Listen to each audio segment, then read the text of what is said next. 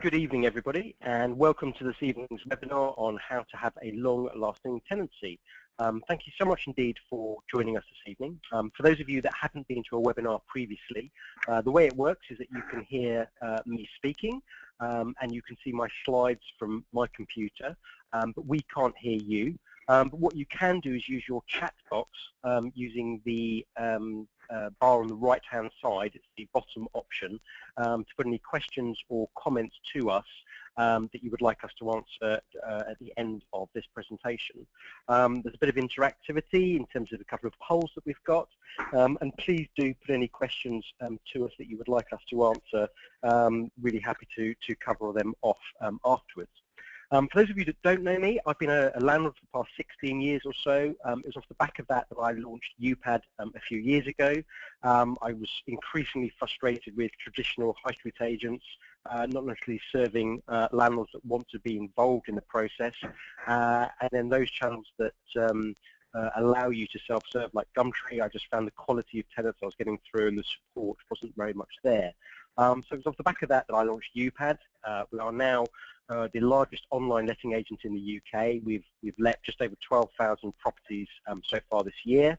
And we offer all the services that a traditional high street agent does, but on a sort of an a la carte menu. So you can just choose the bits that you would like, but you don't have to purchase everything if you don't need to. And our team, who are all either accredited, are here 8 till 8 during the week and 9 to 4 on the weekends if you get stuck with anything. And we've got really amazing feedback from people that have used us. We've got an average score of 9.5 now out of 10 on independent review site Trustpilot, which is fantastic. I'm really keen to keep building that up. I'm also joined this evening by Nick Lyons. Some of you may be aware of his company, No Letting Go, which run a nationwide inventory management solution for landlords and agents. Nick, thank you very much for joining us this evening. My pleasure, my pleasure. Nick has got an absolute wealth of information. The two of us have known each other for quite some time and certainly knows the space, in particular with making sure landlords have got their properties ready and done their homework. So should there ever be a dispute at the end of a tenancy, which unfortunately is increasingly the case in the UK at the moment, Nick has got a wealth of information and insights that he can share with us. So really appreciate you, Nick, joining us this evening. It's very much appreciated, and thank you very much for giving your time up. It's much appreciated. Brilliant. No worries. One of the issues of doing a webinar is we can't see you. So one thing I'd like to do is do a quick poll just to see who we've got in the room. So if you could kindly select one of the options that's coming up on your screen about whether you've been a landlord for a long period of time or you've just come into it, and then press the submit button, that would be much appreciated. If you can then press the submit button, we'll bring up the results in 2 seconds. It's really helpful for us just to know who is in the room. That would be much appreciated. So if I just bring up the results. So we've got a bit of a broad mixture, but ultimately we've got people that have been doing landlordism for quite a few years, which is fantastic to see. Thank you very much indeed, everybody, for participating in that. It's really appreciated, just so we know who we've got in the room. So cracking on with what we want to cover off this evening. In the next 45 minutes or so, the key things we're going to focus on is choosing the right tenants, not just for you, but also for your property. Creating a professional tenancy, and we'll talk more in a minute about what that consists of. How to keep your tenants happy. And also just dealing with common issues that come up and things that you can do to help yourself to avoid having issues, and then we'll cover off some questions at the end. Do please use that chat box on the right-hand side for anything that you would like to discuss. So choosing the right tenants for your property, and there's a few things to look at here, and the first probably starts with just understanding the marketplace that you operate in. And Rightmove, Zoopla in particular have got some really good search functionality where you can create an alert for properties that are similar to yours. You put in your price range, location, number of bedrooms, and you'll get emailed into your inbox. And what this will allow you to do is understand how competitive your space is, who you're competing with, but also do some other analysis yourself in terms of understanding of the type of tenants that are interested in your area and your type of property, whether this is very much a student area or whether it's housing benefit heavy, or whether it's families that are looking to move into your area. And also just be aware of some trends. One thing that we've seen across the whole of the UK is the two biggest groups of tenants now are made up of families and singletons. And I just think it's important to be aware of what's happening in your locality as well as trends, so that you're making sure your property and how it's set up is very much catering for the type of people that would be interested in it, and it matches with what they're after. Also, try and be realistic. Make sure that your property is matching up with what people want. It will help you let your property faster and as a good rent. If you understand who is out there looking for properties, there's no point being involved in HMOs, individual room lets, if it's very much a family-centric area. The same if you're focused on housing benefit tenants, if it's too much of an expensive area for them to look at. So just be aware of who you're targeting and be realistic, and make sure you tailor your advertising to who that is. So in your description of your property advert, make sure that if it's a family area, you're talking about the parks, the schools, what the council tax bands are, those sorts of things. If it's for young professionals, talk about Wi-Fi and whether it's provided and what speed it is and how close the transport links are, so that your messaging that you're using is very much better to the type of tenant that is looking at your particular property. So moving on to when you're doing viewings, and one thing I'm very keen about, and we obviously practice at Upad, is that landlords do their viewings themselves. And there's two really key important roles with this. The first is that most tenants, 9 out of 10 tenants, want to meet the landlord on a viewing as opposed to an agent. So you put yourself in pole position when you're advertising a property by saying that you're doing your own viewings. But actually it allows you to get a good feel for who that tenant is. And it starts when you're on the phone, and I think there are a series of questions that you can ask tenants just to confirm that the property matches their criteria. Do they know what's actually being offered, when are they looking to move, how long do they want to stay for, and also just top line whether they can afford the property. Ask them that the minimum income to let this property is a certain figure. You want to make sure that somebody's take-home pay, the rent that you're charging, is no more than 30, possibly 40% of their take-home pay. So it's important to ask some of those questions just to make sure you're not wasting your time on viewings, and that the people that are going to come round can afford it and it's matching up to their criteria. And then at the actual viewing, there's more open-ended questions that are worth asking. And these are useful to sort of just get that gut feel by seeing the expressions on people's faces and asking them who's going to be living in the property, how long they've been employed with their current employer, whether they're in probationary period, and so on. Because the reactions you get from that will give you a really good steer on whether they're going to be a good tenant or not, and worth arguably 1,000 times more than what appears on a tenant referencing form. And all of this is about looking out for those warning signs. Are they going to be able to be a good tenant, look after the property? The gut feel factor of seeing what type of car they've turned up in, whether it's full of Coke cans or crisp packets, and give an indication that your flat might look like that in 12 months' time. But ultimately, trust your instincts. Go with your gut feel about what you think of that person. Make sure you keep a log, whether it's in your notebook or on your computer, of what each tenant has said in response to the questions over the phone and at a viewing. If you're unsure, you can obviously ask more questions. You can ask to see their bank statements, to see if they've paid their rent on time previously, whether their employment money comes in on a regular basis. And just remember, you don't have to go with your first offer. I'm a big believer that actually I would rather have an empty property than have a bad tenant in there, because having a bad tenant is much harder to get rid of, far more costly, and I'd rather have a few weeks where the property is empty waiting for a good tenant than just going with the first person that's put their offer in. So just moving on to referencing, I'm really keen with the gut feel of meeting somebody to fully reference them, and it helps support what you've already picked up on when you're doing your own viewings. But it confirms what they can afford. You get confirmation about their actual employment income and what their previous landlord said. If you're considering rent protection insurance, you have to reference those tenants in order to qualify for it. So it's worth doing the referencing in my mind, and that combined with the gut feel of meeting somebody should give you a really good steer. At Upad we charge £75 to fully reference a tenant or a guarantor. It's the tenant obviously that pays rather than the landlord, and I'm a big fan of doing my own viewings and then fully referencing them afterwards. So moving on to creating a professional tenancy, and a lot of this is about getting the prep work at the beginning of the process all set up, and it gives you that sort of peace of mind that your property is going to be returned in the same condition, and at least if it isn't, that you're protected. Nick, obviously you specialise in this; it's the day job.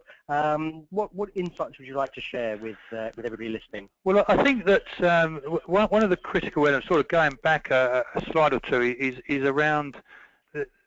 I think when I've been involved in managing property for many years, and I think one of the most critical elements of managing any property is about getting your ducks in a row, making sure your paperwork is spot on from day one.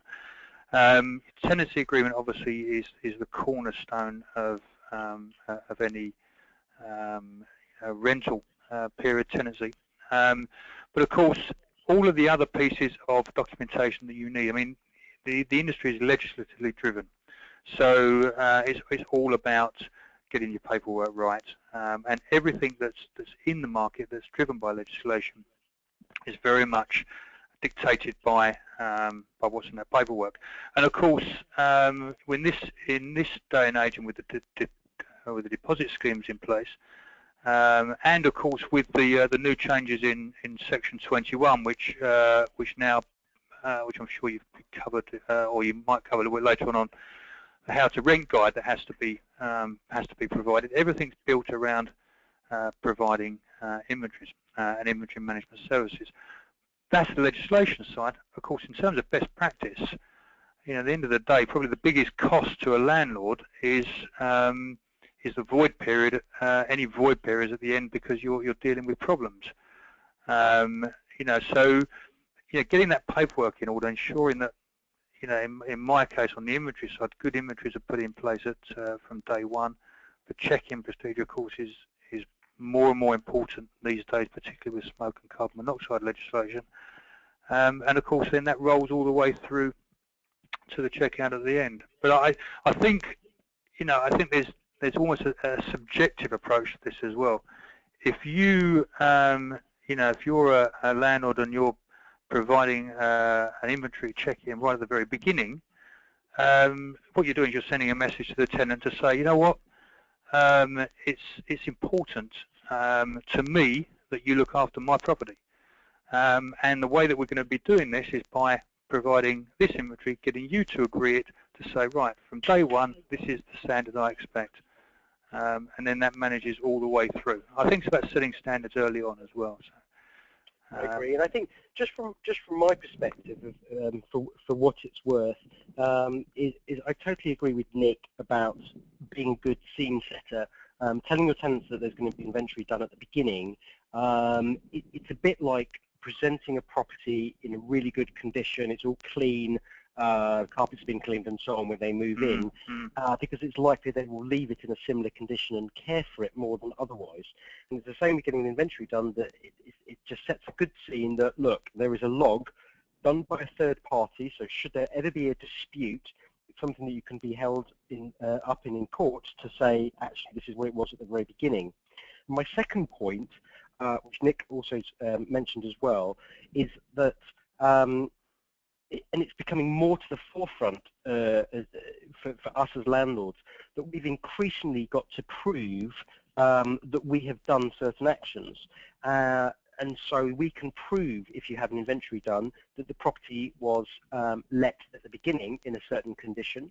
A couple of things that Nick was hinting at also, but smoke alarms are something since the 1st of October that we have to ensure there is a working smoke alarm in the property, one for each story of the property, and a carbon monoxide wherever there is a solid fuel appliance within England. And my concern is that should there ever be a court case because you're either trying to evict your tenants or they want to pick up on something, if you have a third party that can say actually there was a smoke alarm or that there weren't any scuff marks in the lounge, it's something that's going to allow you to be substantiated in court as opposed to one word against another, and as we'll come on to in a little bit, has generally always sided with the tenant unless the landlord can prove otherwise. So well, for me, those are the core things. Yeah, I think you know that as I mentioned earlier on, legislation is the driver here, and you know with obviously with smoke and carbon monoxide coming in, and you know the legislation being very clear that that a test for all new tenancies from the 1st of October. That the smoke and carbon monoxide have to be tested on the day that the tenancy starts, so which is usually the day that the check-in is carried out. So that has to be done, and that's a compliance document, if you like. So whether your inventory check-in becomes a compliance document, or whether you have a separate compliance document, but either way, you have to prove it. You know, and if you can't, then you've got a problem. If anybody's got any questions or comments on that, please use the chat box on the right-hand side, and we'll try and cover off some of those towards the end of this session. But ultimately, we're seeing increasingly disputes going in favour of the tenant unless you, the landlord, can prove otherwise. So I think it's really important that you set the scene correctly and professionally right from the very, very beginning. And I think Nick made some very valid points there. In terms of setting expectations with your tenants, I think it's very important that you set out a clear stance at the beginning in terms of how often you'll go around. You know, there's certain no-goes that you might want to say to them, that they might have your phone number and email address if there's any maintenance or issues or what have you that come up. But let them know that you're contactable during office hours, for example, and weekends and evenings is an absolute no-go, unless, of course, it's an emergency. There's a major water leak. But if it's something that can wait until the morning, then make sure they're aware of that. And also the same applies to you. Turning up unannounced or saying or calling them on a Saturday to ask them about something, it's got to be a two-way street. So just make sure you're very clear from the outset about how your relationship in your mind should pan out, and make sure there's an agreement on both sides from that perspective. Be professional. Leave guidance about your property and what's happening in the local area. So they've got insights about when bin day is, for example, where the stopcock is, and all that sort of stuff. Tenants do have a habit of not necessarily reading the tenancy agreement properly, so maybe put some of that information into a folder within the property, and make sure they've just, at the end of the day, got an opportunity to ask you questions, whether they've got your phone number or your email address, or you're going around on a monthly or quarterly basis, so they've got a platform from which to communicate with you. And then throughout the tenancy, and obviously this stuff is very much right at the beginning, and Nick touched on this before, but clearly the importance of referencing your tenants is a increasing priority in today's marketplace. There's increasing requirements on us as landlords from the beginning of the new year to do the right to rent checks. This is a whole presentation in its own right, but ultimately we have an obligation on us from the Home Office to ensure that the person that is residing in our property is allowed to actually be there, and so we need to do ID checks to ensure that person is either a British national or an EU national, or from Swiss, where they're allowed to be here, or that they have had confirmation from the Home Office that they're allowed to reside in the UK. But it's a whole nother webinar that we need to sort of cover off as far as that's concerned, but it's another obligation from us. We talked earlier about doing inventory check-ins and the importance that it sets a really good scene. I'm a big fan of professionally cleaning a property before tenants move in. It's setting a scene that, look, this is how it's being presented. It's all clean, it's all tidy. and it means that tenants are more likely to keep it in that condition. From my perspective, Nick, do you have anything you'd want to add to that? Well, I think, certainly from being involved in this side of the market for many, many years, as soon as if you start off with a property that's not in as good a condition as you can get it in, i.e. it's not being professionally cleaned or cleaned to professional standards, is a better way. It doesn't have to be cleaned by an external person, but cleaned to a professional standard. If you start off at that from that point of view, it makes the process at the end much clearer in terms of what's clean, what's not clean. Something like 65–70% of problems at the end of tenancies are related to cleanliness, not necessarily damage. So things that being in a situation where get back and people are arguing over different elements of cleanliness is problematic when the tenancy starts off with a not quite clean property. Yeah, and it becomes quite subjective and can often cause a headache. Indeed, and it's all about presenting something in a good light right on day one, and it's more likely that it's going to set the precedent of how the property should be maintained throughout. The final thing I was mentioning is utilities. Increasingly the cost of gas and electricity is increasing, and so the idea that tenants want to choose their own provider and going on sort of comparison sites, I think is increasingly common. I'm generally fine with that as a landlord. All I would ask for my tenants is they let me know what provider they are moving to, so I can keep a log of it for when they move out and managing that side of it. The other side from sort of moving in day, obviously we're doing a registering your deposit, which clearly Upad can do for you, and making sure you've given the right prescribed information at the right time to your tenants is increasingly important. We've actually already touched on about the importance of having a tenancy agreement. It sets out the scene from the tenant's perspective and also the landlord's perspective of what everyone's obligations are. And actually, as Nick was mentioning earlier, the legislation on Section 21 has changed quite dramatically, and this came into force on the 1st of October. And Section 21 is used when you want to give notice to your tenants to leave at the end of the fixed term of your tenancy agreement. So if you started a tenancy agreement on the 1st of October that runs for 12 months, previously you could issue a Section 21 on the same day or at any time up to 2 months before the end of the tenancy. The rules have changed now on this, whereby you could now only issue once 4 months into the tenancy has occurred. So that takes you to the end of February now. What a Section 21 consists of, the format has changed, so you've got to make sure you are only using your new Section 21 going forward. But also you've got to supply to your tenants a copy of the gas certificate, CP12, which is an annual certificate we need to do at the start of the tenancy agreement.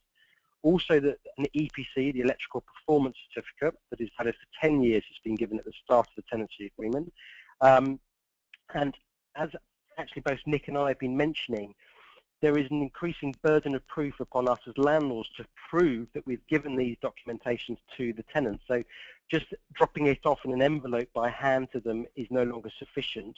What we need to do is get confirmation from our tenants that they've received this, whether that's email confirmation or you've got them to sign another copy that this has been received on the start of the tenancy, is something that I would very much insist that landlords do to cover their own back in case they do need to issue a Section 21, because otherwise courts are increasingly just going to throw it out of court and you'll be in stuck, as it were. Nick, is there anything you want to add to that? Yeah, I think that the critical thing here is err on the side of caution. The court will look at the landlord as the person to prove the case in all cases. It's not down to the tenant. I mean, we've seen this with the deposit schemes and the prescribed information scenario. It's not down to the tenant to prove their case. It's down to the landlord to prove the case. And the problem is that as a landlord, your only levels of proof are documentations, signatures. With inventories, for example, if you're using an external company to do your inventories, then of course they have audit trails and signatures and they've signed on their behalf, etc., etc. Obviously, and things like electronic signatures are involved now, but it's all about you as a landlord having to prove that you're right. The tenant hasn't really got to do anything from that point of view. It's all about you. So, and that you must remember that, I think, to build yourself a solid case going forward. Really good point. We've actually talked through these points already, so I'm not going to dwell on them at the moment because we've already covered those off.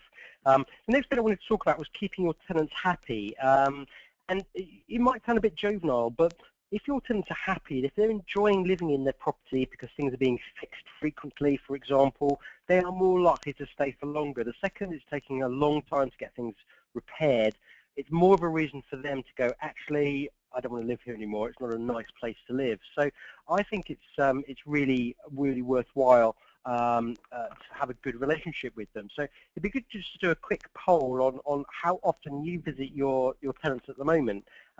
If you can select one of the options that's going to come up on your screen now, whether you go around there every week, every month, or only when you really have to, that would be much appreciated. It'd just be good to get a steer from what everybody is doing at the moment. And press the submit button. We'll just bring up those results in 2 seconds. It'd be good just to get a feel for what everybody is doing at the moment. Let me just bring those results up. Okay, so it's a bit of a mixed bag, but sort of monthly and every 3 months is probably the most common, and clearly then there's a sort of a big group of people that do it sort of as and when. So there's a couple of things to consider here if we just go back to the slide deck, and that I think it's worthwhile going around once a month, maybe every 3 months. And the reason being is if you go around there's things that you're going to spot before they become a real issue. Certain things that are my little bugbears are making sure the filter of the washing machine has been cleaned out. The second that gets bunged up, it just causes it to malfunction, and then it becomes a bigger issue. Hair in the bathroom drives me insane down the plug hole. Tenants increasingly, especially at this time of year, are drying clothes inside rather than hanging them outside, and you'll be able to spot moisture on the windows. If that isn't white or windows open to get a draft going through, which clearly nobody wants to do at this time of year, that's going to turn into black mold. It becomes a bigger issue, and so I just think it's good to go around frequently to pick up on all of these things. But I think, can I just add a point here, please, James? I think I mean, we do many hundreds of these a year for the agency market, and the fundamental purpose of a mid-term inspection, a property visit, is primarily to ensure that the tenant is meeting the obligations of your tenancy. As you rightly pointed out, James, there's little niggles as well, but there's some quite major other issues that can often be involved. There could be scenarios where there's subletting going on. There could be scenarios where you don't allow animals in the flat or apartment or house, and there's evidence of animals. So all kinds of things that could break that tenancy agreement, and you're only going to know about that if you do quarterly or regular visits of some form. Yeah, no, totally agree. One thing I'm a big fan of is using my neighbours. And what I mean by that is if you make sure you give them a copy of your business card or your contact details, it's actually in their interest to be able to contact you if your neighbours if your tenants are being noisy or leaving rubbish all over the place. And actually they've got an active reason to contact you if that's the case. And it's just, to have that sort of peeping Tom, as it were, is fantastic, because it just allows you to nip things in the bud before they turn into bigger things. And it's the same with all of these things. That's why I think going around there on a monthly or quarterly basis is worthwhile. That said, when issues arise, just be really prompt, especially if it's something to do with the boiler and leaks and so on. These things generally turn into bigger things, so just make sure you deal with things quite speedily. If tenants want to modernise the place, give it a lick of paint, there's reasons that they will actually stay there for longer if they can personalise it, so don't try and see that as a negative. One of the things also I wanted to briefly cover off was about raising the rent. Especially in today's marketplace where there's increasingly sort of 4 out of 5 tenants chasing every property at the moment that it's very easy to think, actually, I can get another £100 a month here. And whilst, yes, that may be absolutely true, just be cautious of the fact that if you've got a good tenant in there, they're paying their rent on time, they're looking after it, they're treating it as a home, why would you disrupt that? Because you may be better off not getting another £100 a month, but you know you've got good tenants that are looking after your property, you've got no voids, they're not messing around and paying rent late or anything like that. So I'm all in favour of rent rises, but don't think every 6 months or every 12 months you should do it. Just be pragmatic and just take an objective view and maybe just be grateful for what you've got rather than thinking that you know, there's another £100 that could come through, because it could just be more of a costly error. And I think sort of finally, one of the things I just wanted to sort of cover off was dealing with some common issues. And these are things that, you know, come up quite frequently at our end.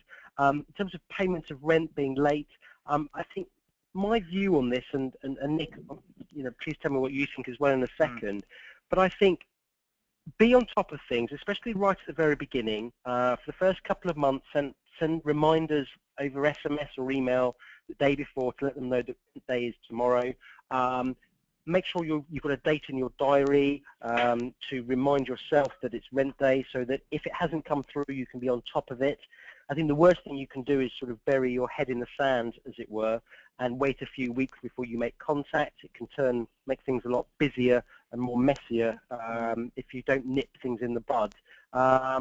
So be flexible. You know, if people are just a couple of days late with their rent every single month, that's not the end of the world. But just make sure you nip these things in the bud and you're on top of it, because if it's 1 or 2 days late to start with, generally these things do progress into something a bit more.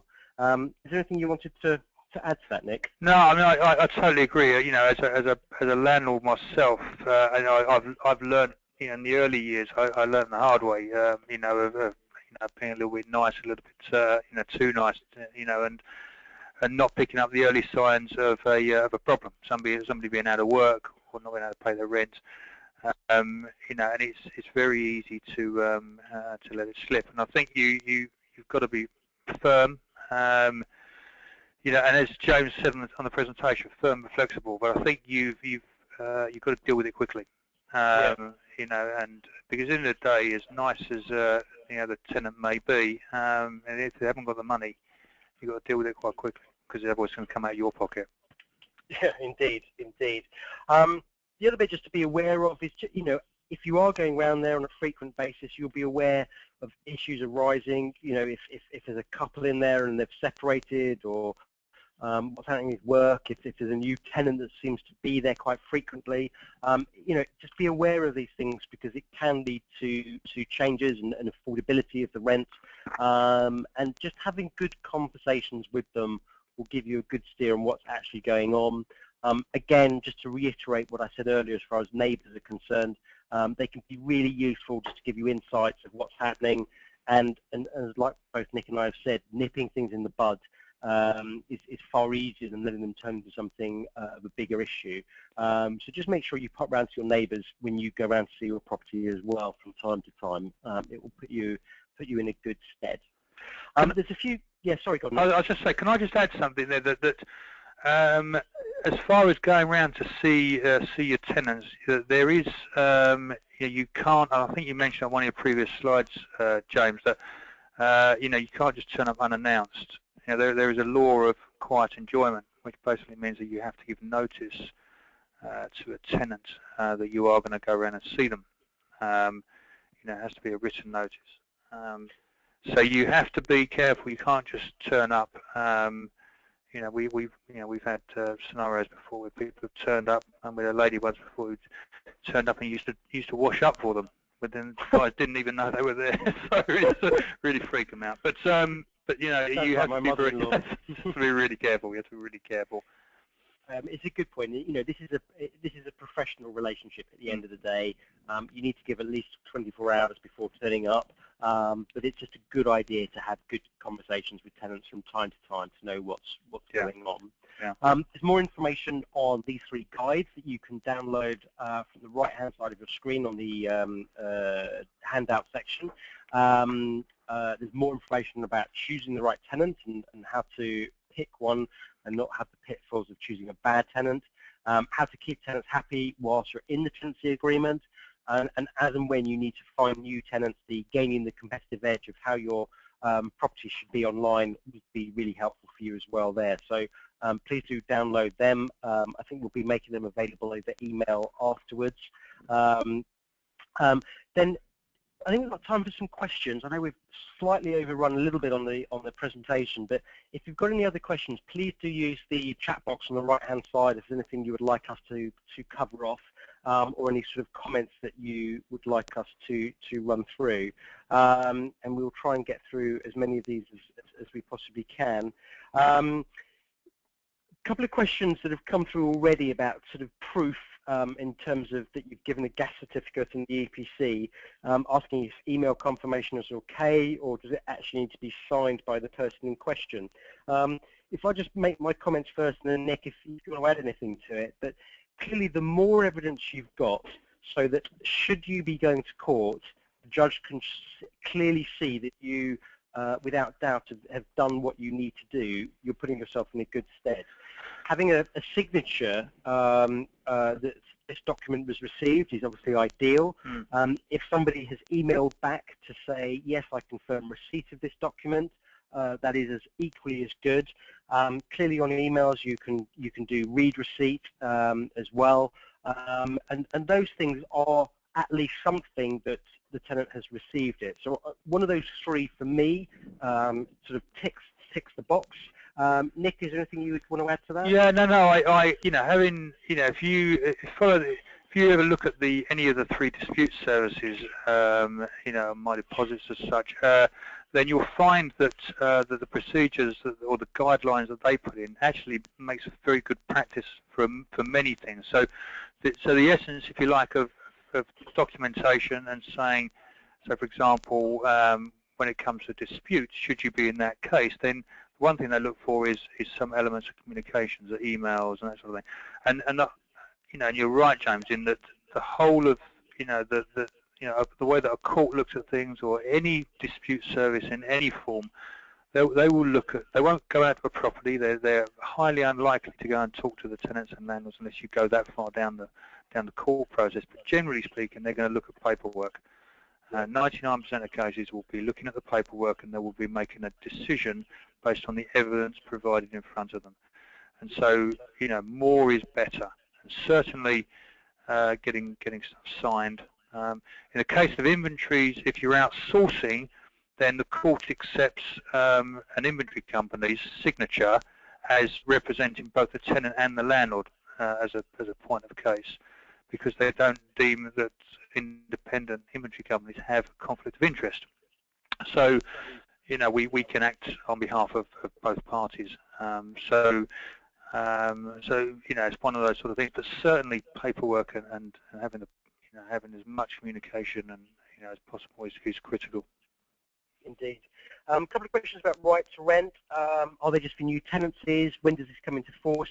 So this starts in the beginning of February next year.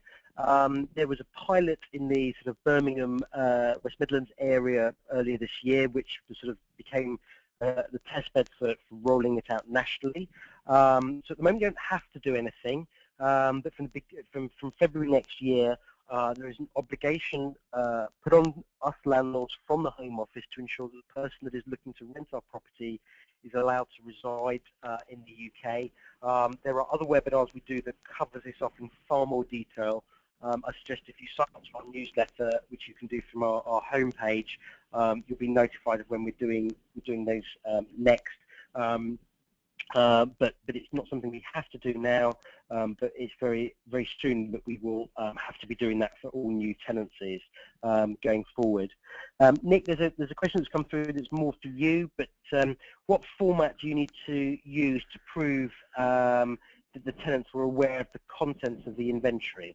Well,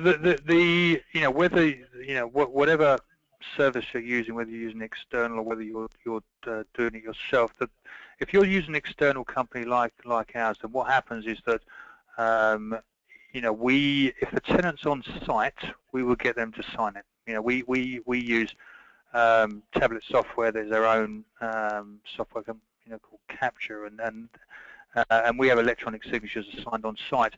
We also sign it ourselves as an independent company. So what happens, even if the tenant's not on site, and that is sometimes the case, more often than not these days, then we will sign an act on behalf. So therefore, that we're saying yes, that content is this inventory is correct. If the tenant then wants to come back and challenge something at a later stage, or certainly within a day or so, and they can do that, but in essence the court will look at it and say that's that case. If you as a landlord are doing it yourself, then you absolutely need to get the tenant to sign it, because whether it goes to dispute or even the tenant, even negotiations at the end, they can argue the case and say, actually no, I didn't see this. You need to prove that you've taken this guy around the property or this person around the property, and got them to agree that documentation. It's one of the reasons it's often outsourced a great deal, wherever that happens to be, for that peace of mind element of it. No, good point, Nick. And out of interest, if you're doing a check-in, the tenant isn't actually there to sign it electronically there and then, what happens if they aren't around? Is there a way of getting them to sign it, or is it not something that is needed? Do they have a period of time? No, well, we act so the way that there are mechanisms to get things signed, but in reality you don't need it. If the tenant opts not to be at the property on the time when you're doing the inventory stroke check-in, going through that procedure, and if we're doing it, then we will sign an act on behalf of the tenant in that particular case. So we have a duty of care both to the landlord and the tenant. So that gets over that issue. From that. And isn't there also like a 7-day calling off period that if the tenant's been given the check-in and they haven't approved it and signed it, that then it will automatically become precedent that this is the state of the property at the start of the tenancy? Yeah, it's fine because in the case of landlords, it comes under the Consumer Act, I believe, because there's a landlord scenario. So there's a bit of a grey area, but essentially best practice, and as far as the ombudsman schemes are concerned, they look to see that the tenant has the right to come back within a period of time, and it varies between 5 and 10 days actually. I think the ombudsman states 10 days. However, as a best practice, and certainly my recommendation is that it's signed and sorted from day one, because a great deal of damage is caused at moving in and moving out. The two areas where damage is caused, and if there's no agreement and the tenant comes back a week later and says, actually there's a big chip in the doorway, and that was missed by the inventory company or missed by the landlord when you're doing your check-in, then you haven't really got a leg to stand on, because it becomes a that's what I say and that's what they say sort of scenario. Sure. So it's quite critical. I think we've got time for 2 more quick questions. We'll try and get through as many as we can. One of the other questions that has come in relates to getting a gas certificate done. I think a landlord here has been trying to get one sorted for the last couple of weeks, but their tenants have increasingly prevented access or said that they're not available to let them in at a certain time. Where does this landlord stand if they're unable to get a gas certificate actually done? My thoughts, and then hopefully Nick won't disagree with me, but my 2 thoughts are, as we've been talking about a bit already this evening, you've got to be able to prove that you have gone the extra mile and you have documentation to show you've been trying to organise an appointment for someone to do your CP12. So make sure you've got an email log or SMS log that you've been trying to get access to the property to get it done, to ensure that you're compliant. If after maybe a couple of weeks you still can't get access to it, what you can do is to apply to the court to get an injunction done to get access to your property. But actually that gets quite messy, and my gut feel is that maybe this tenant has something to hide and doesn't want you to come round. Yeah, I would agree. Maybe you're better off issuing a Section 21 to end the tenancy at the end of the fixed term, because it just doesn't seem right. Yeah, well, I would even, it's a little bit like like a midterm. If you send a notice period in to say that we are going to be visiting, within, because we have a legal obligation to ensure that gas certificate is in place, and therefore we have to come around and do it. Here is my notice period. So you provide that notice period of more than 24 hours. I would probably do a week or something, and say we will be visiting at 9 o'clock, 10 o'clock, whatever that is. I'm presuming, as a landlord, you will have management keys anyway. So I would be in a position to go in and get that done, because you're caught between the devil and the deep blue sea otherwise. Yeah, no, I agree. And I think we've got one final question I think we've got time for. We've got a landlord here whose tenant has been sort of consistently late in paying the rent, sort of 2 or 3 days. Now there appears to be sort of friends living in the property. What would you advise? I think my perspective is if somebody is late by a couple of days and paying the rent, that's okay. It's hardly the biggest crime as long as it's only 1 or 2 days. The bit now that there's other people living there sort of takes things up another level as far as I'm concerned. And my gut feel is that I would again issue them with a Section 21 to terminate at the end of the fixed term. Sort of upset the apple cart completely and try and evict them now might work against you. But I would sort of put up with it for the next few months until the end of the fixed term. And then ask them to leave, because clearly it's not working out and people are not sticking with the rules, as it were, within the tenancy. Well, I think this where midterm inspections become critical, because you've got 2 issues. A, there's the tardy payment, if you like, which okay, you can deal with that, in one way. But as far as additional people coming into the tenancy. Coming into the property, then that's a breach of tenancy agreement. So, as a midterm inspection, you'd go around, you'd note that, and you'd send a formal letter to say that you're in breach of tenancy, depending on what your tenancy agreement says. But and if the tenancy agreement says that there are 2 people in this property, and now suddenly there's 4 people in that property, then that's a letter out, and then that starts the process. It changes the agreement. And it starts the process, and then should you then go into a situation of, raising Section 21s, it just goes to help build your whole case if it turns a bit sour later on. No, I agree with you. Sadly, I think that's all we've got time for this evening. There'll be an email that will be going out shortly with copies of those guides. If you missed the beginning of the webinar for some reason, you'll be sent a copy of the recording so you can listen again at your leisure. There's also a feedback option on there, and what I really, really appreciate is any feedback you can give us on how we can improve things next time, other areas to cover off. One of the negatives of doing webinars is we can't sort of chat to you after the presentation to see what your thoughts were. So please do let us know on what we can do to improve things in the future, and that would be much, much appreciated. So that is where we're all at right now. Sorry, I just pressed some buttons on my computer by mistake. I would like to thank Nick Lyons from No Letting Go for joining me this evening. Nick's clearly got an absolute wealth of information. Thank you so much for giving up your evening to talk to everybody this evening. No, my pleasure. My pleasure. No, I enjoyed it. And I think, from my perspective, the key learning I would take from this is that the burden of proof, with so many aspects of being a landlord now, falls upon us to be able to prove.